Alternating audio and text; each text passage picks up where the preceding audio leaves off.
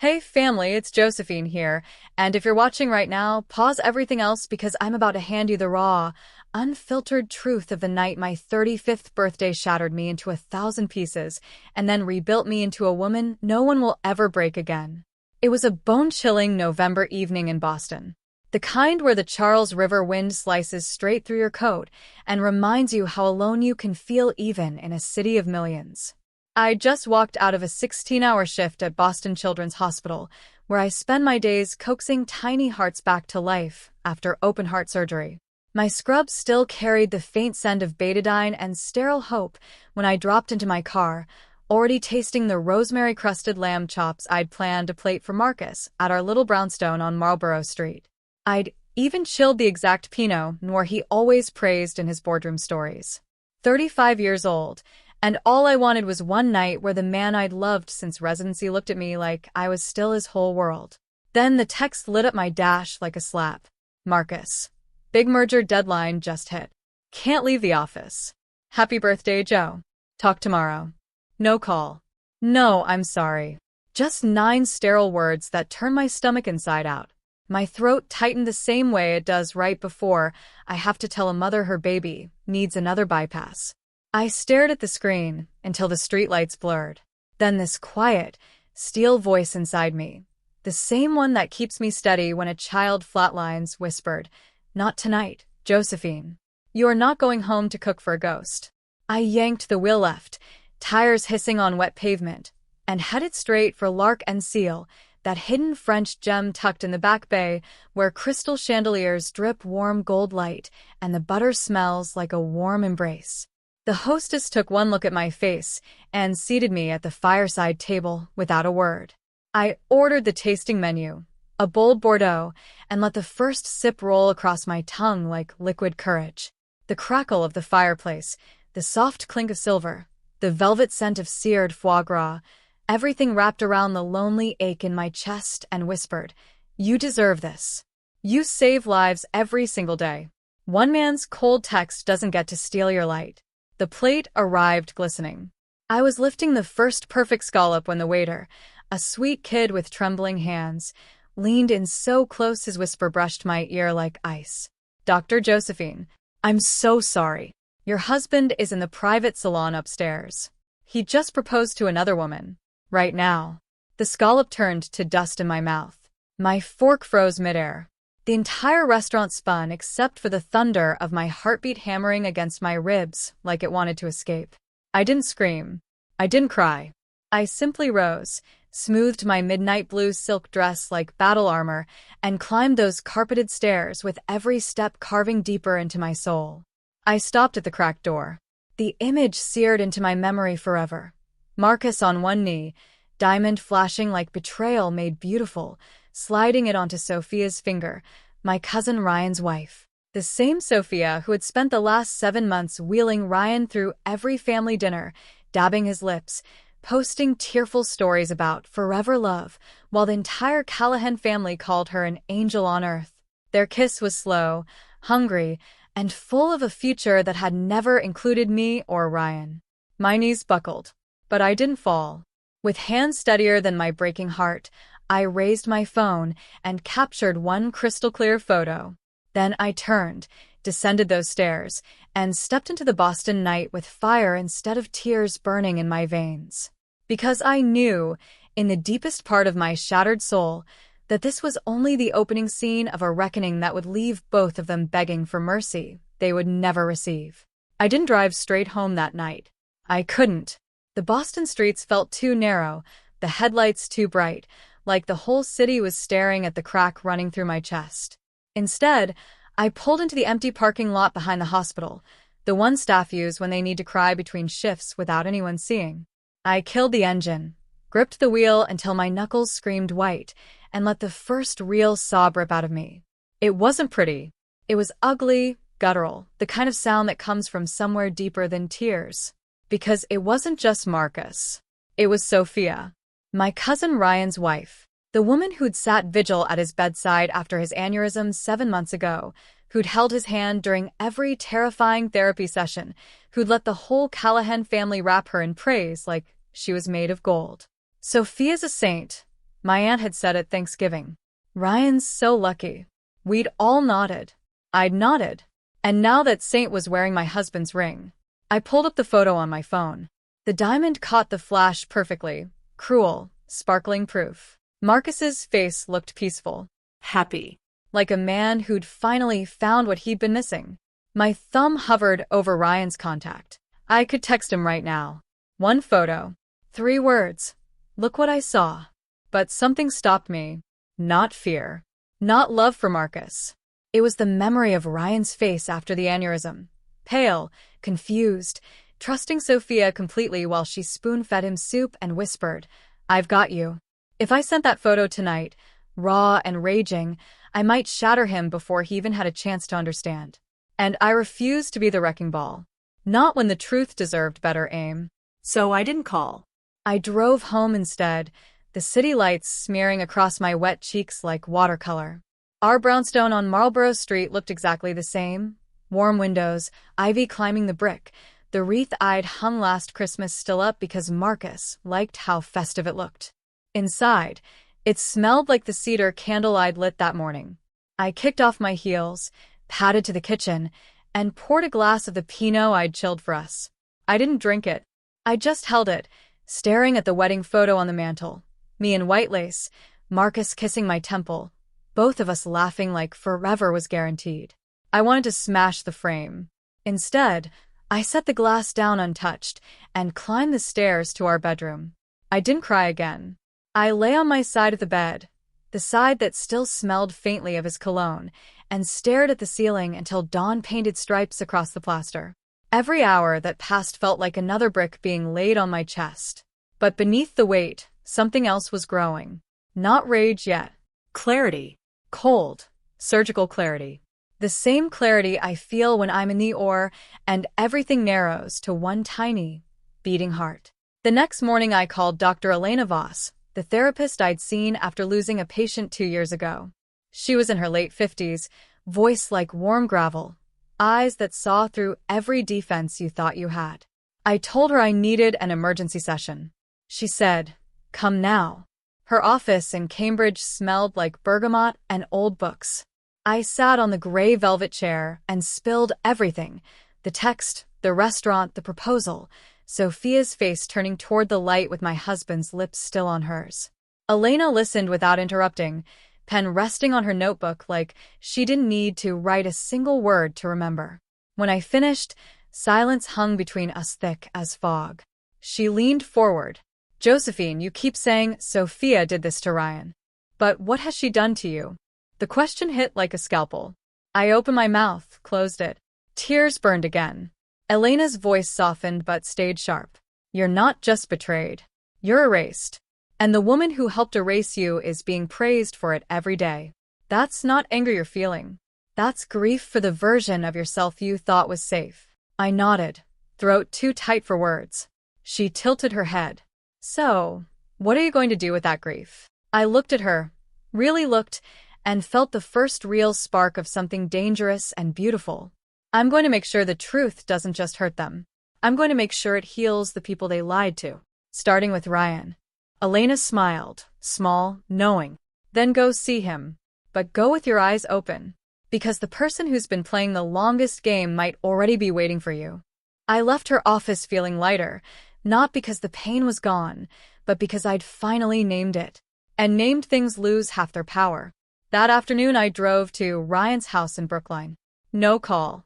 No warning.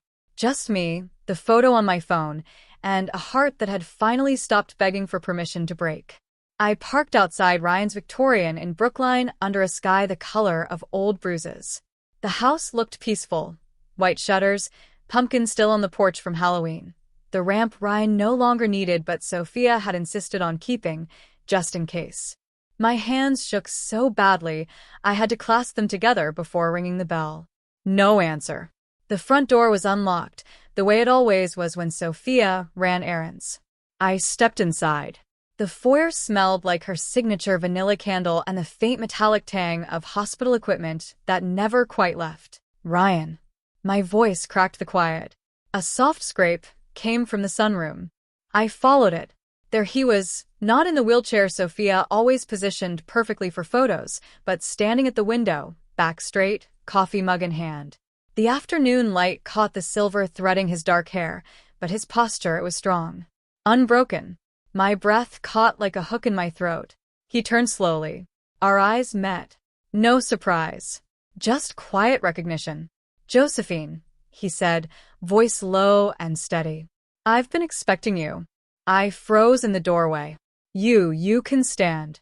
A small, bitter smile touched his lips. Turns out the aneurysm was real. The permanent paralysis? That was theater. He set the mug down on the windowsill with deliberate calm. 7 months of it. The room tilted. I gripped the doorframe. "Why?" Ryan exhaled, long and slow, like he'd been holding the breath for months. "Because I saw the signs before anyone else did. The late-night texts. The errands that lasted hours. The way she looked at me when she thought I was asleep. Pity mixed with calculation. When the doctors said recovery was possible but slow, I made a choice. I'd give her the perfect victim and watch what she did with it." He actually walked, to the leather armchair and sat, gesturing for me to do the same. I collapsed into the opposite chair, legs weak. "I hired a PI the week I lost the ability to walk," he continued. "Every hotel receipt, every late-night cafe, every time she told the family she was caring for me while she was somewhere else." He pulled a slim folder from the side table and slid it across. Photos. Timestamps. Marcus and Sophia, arms linked, laughing in a Newberry Street wine bar. Another of them entering the Four Seasons at 10:14 p.m. My stomach twisted so hard I tasted bile.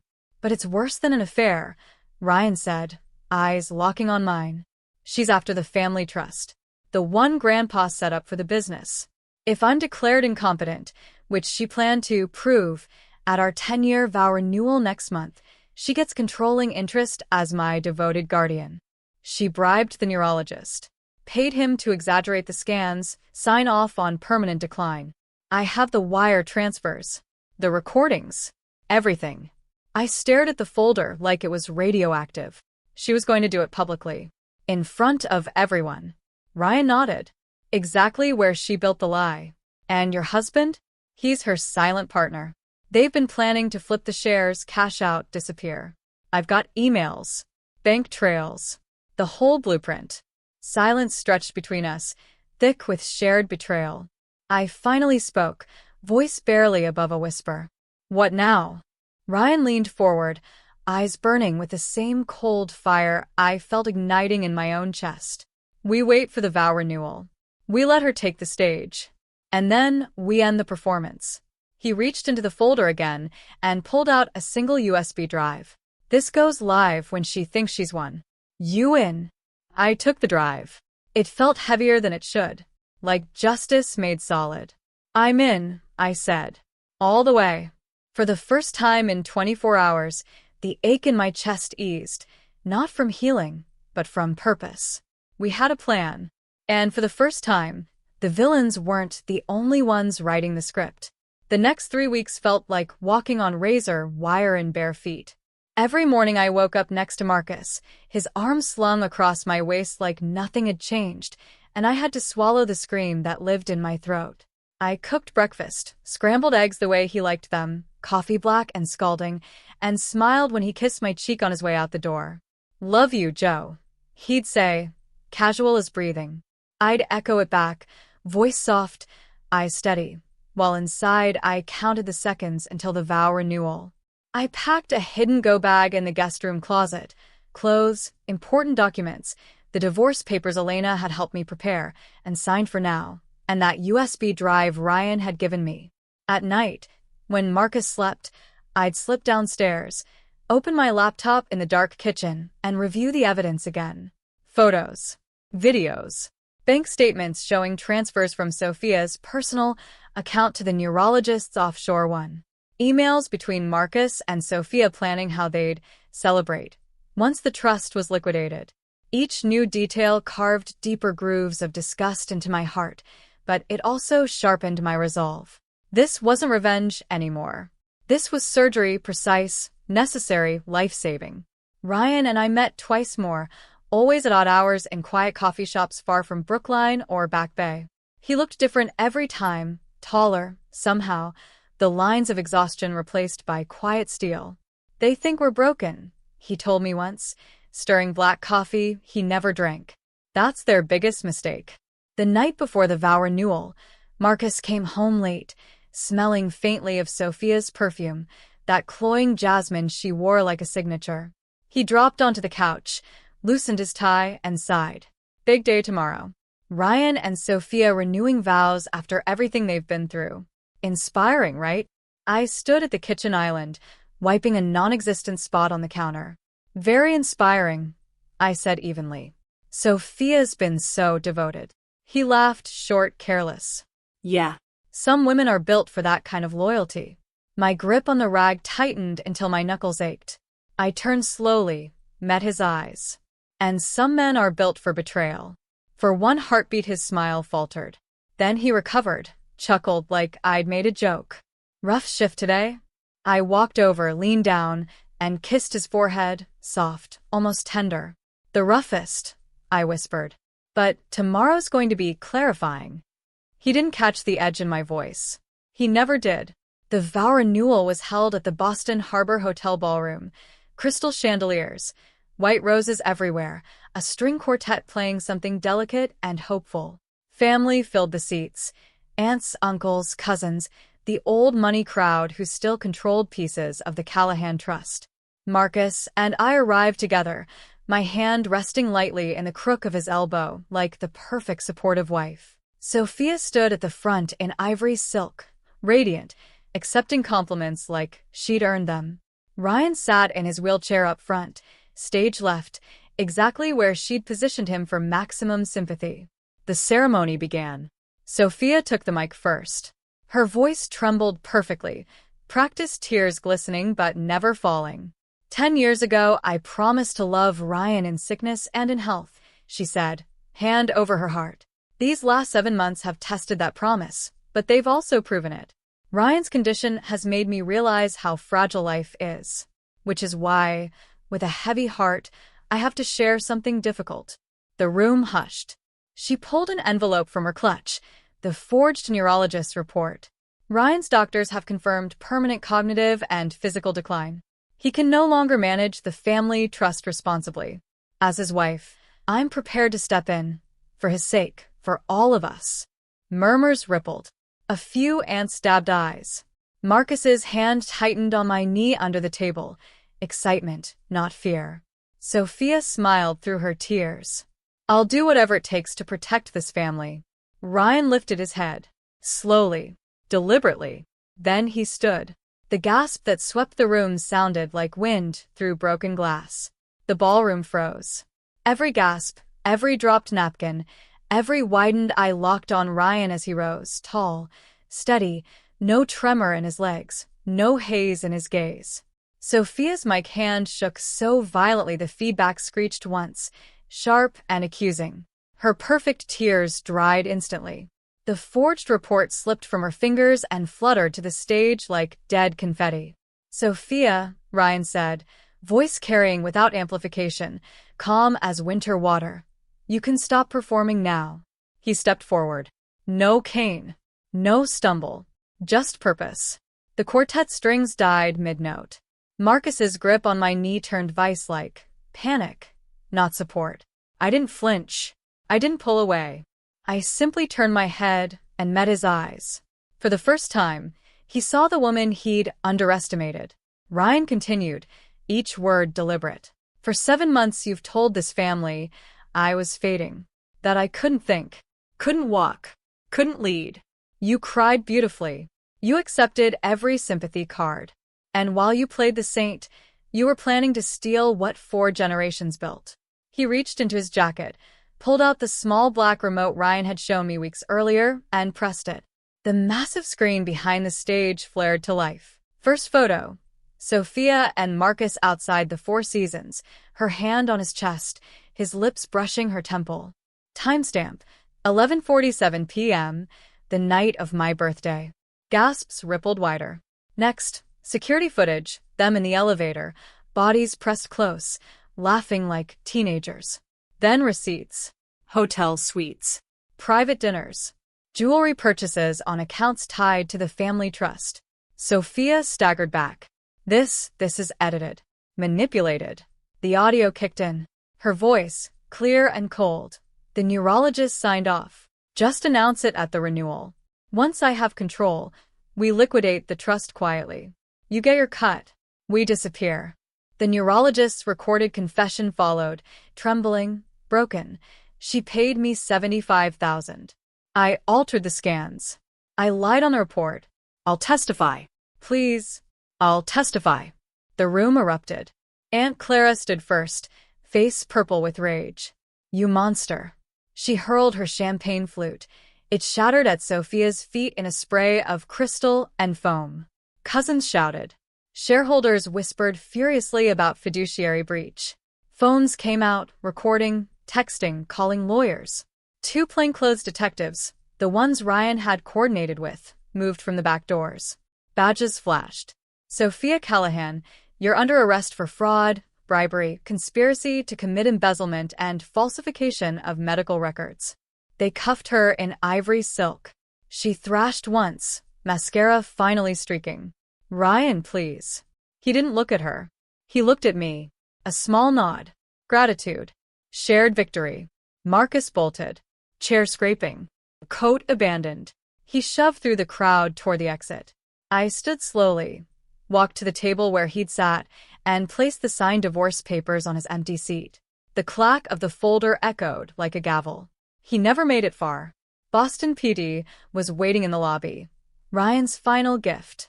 Warrants don't wait for dramatic exits. I left the ballroom without a backward glance. Outside, the harbor wind tasted clean, salty, free. Ryan caught up to me on the steps. Thank you, he said quietly. I shook my head. We both needed this ending. 3 months later, divorce final. Assets split clean.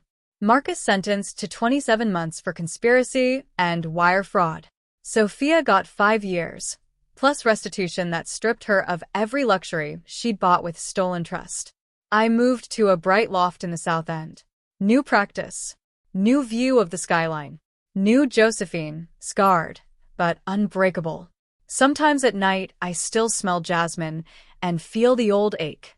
But then I remember that photo, that ring, that stage. And I smile, because the truth didn't just set me free. It set the record straight. And nothing, no lie, no performance, no fake devotion, can ever rewrite that again. If this story hit you in the chest the way it still hits me, drop a like, share it with someone who needs to hear they're not alone, and subscribe for more real stories of women who chose themselves when the world told them to stay small. You deserve better. Always have. We'll talk soon.